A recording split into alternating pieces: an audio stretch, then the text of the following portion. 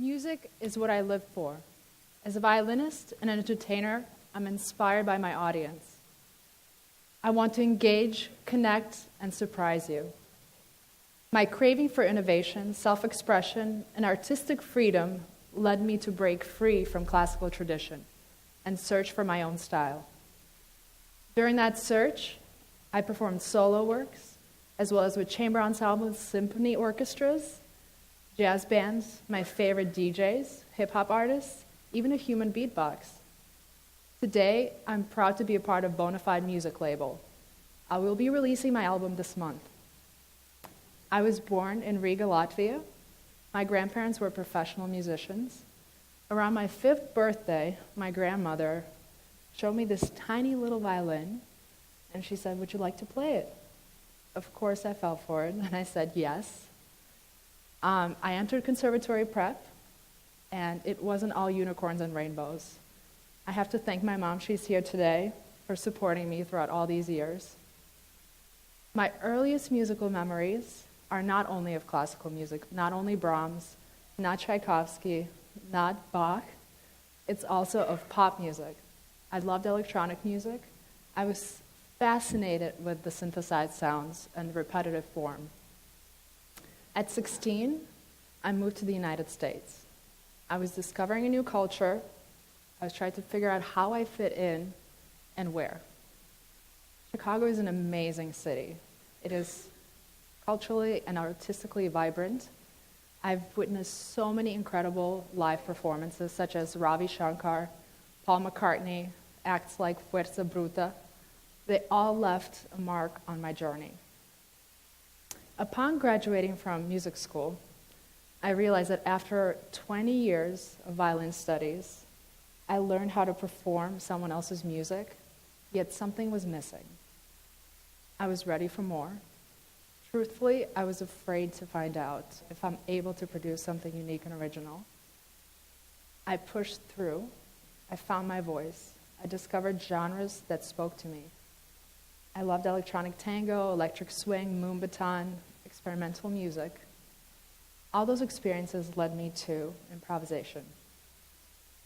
Improvisation is a self-expression which mirrors environment, space, time, and energy. I'm in the moment and I rely on my instincts.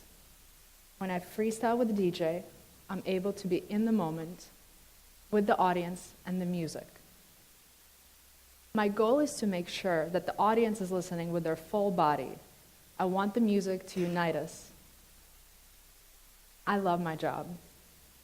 I love the positive ripple effect it creates. I love that it spreads good energy.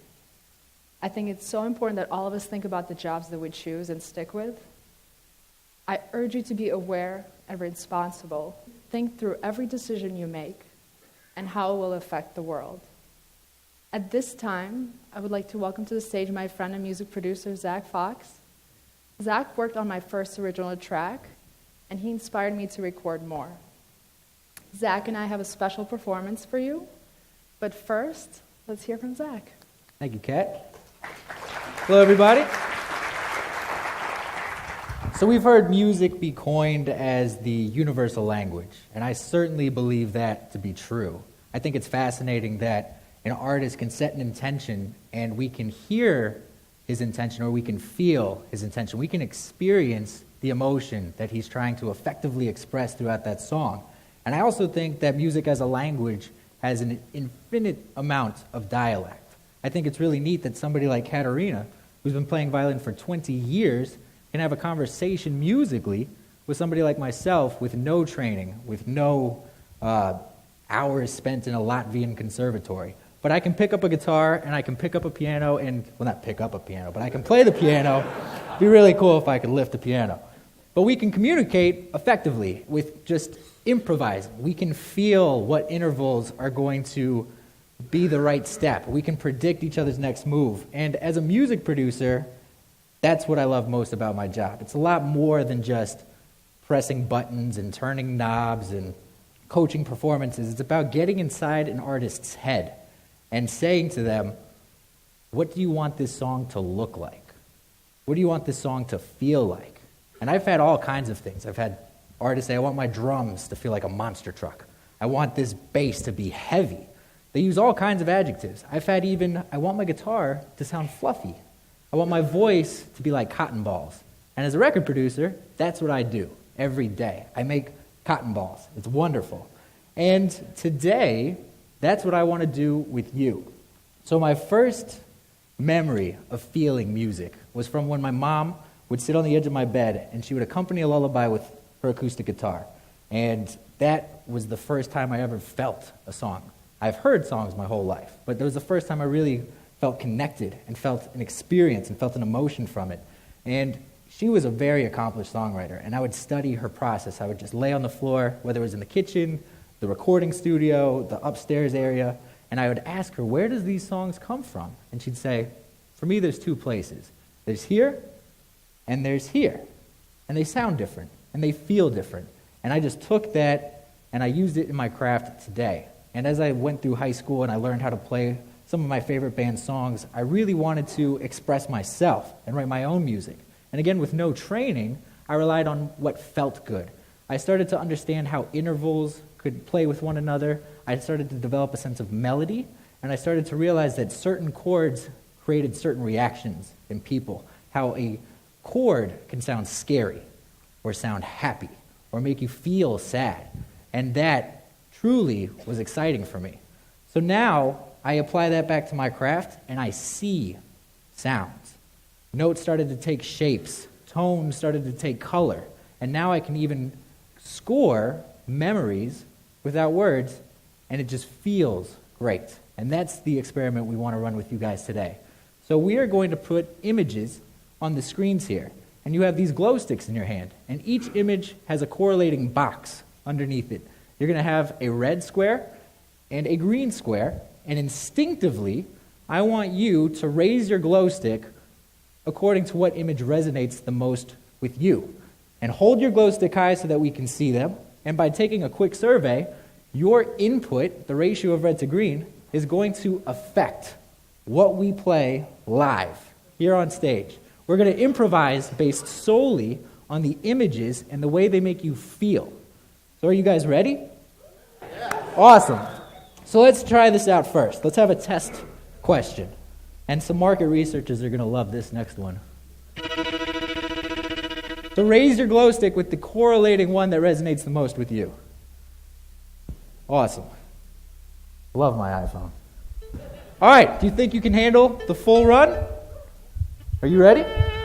Let's do it. First, are you guys happy or are you sad?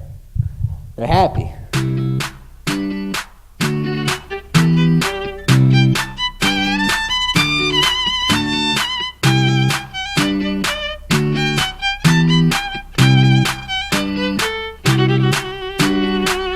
Butterfly or a jet?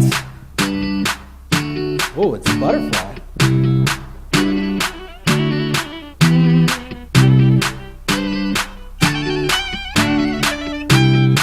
A tortoise or a cheetah?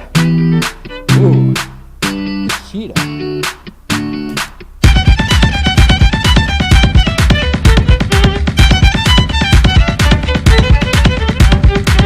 An empty warehouse or a complex labyrinth? Oh, the labyrinth it is.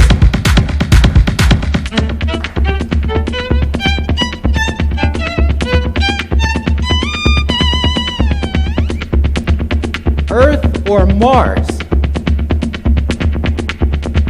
Not feeling very adventurous.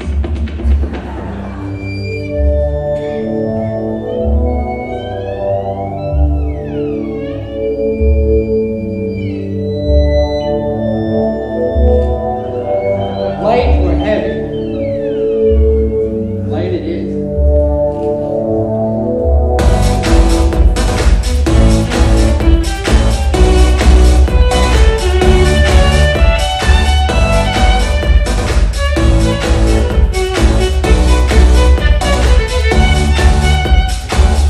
Put your glow sticks down. And if everybody can stand up. Clap or snap. It's up to you.